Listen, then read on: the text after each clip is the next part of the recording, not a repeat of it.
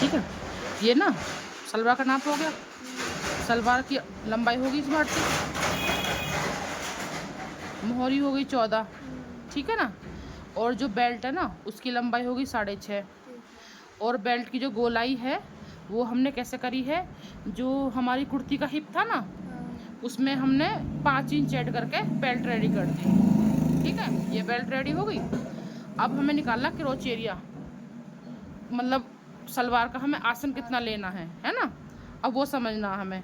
तो जैसे मैंने इनका हिप नापा था तो हिप इनका 40 इंच आया था, तो 40 इंच को हम 4 हिस्सों में बांटेंगे तो 10 आया ये। ठीक, 10 ये आया। तो 10 में ये जोड़ा हमने 6.5, तो ये कितना हो गया 16.5। तो ये टोटल तो हो गया 16.5। तो हिप बन गया इतना, मतलब जो उसका आसन है ना सलवार का वो इतना बन गया।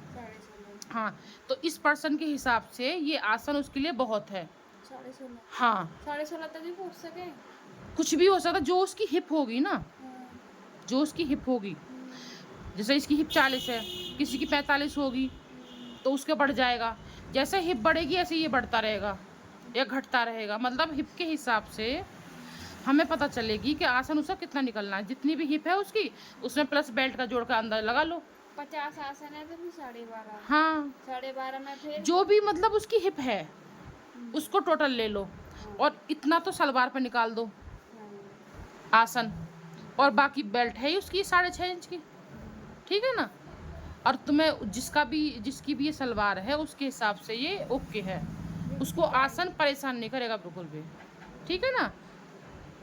ये रेडी हो गया। ये जो गोलाई है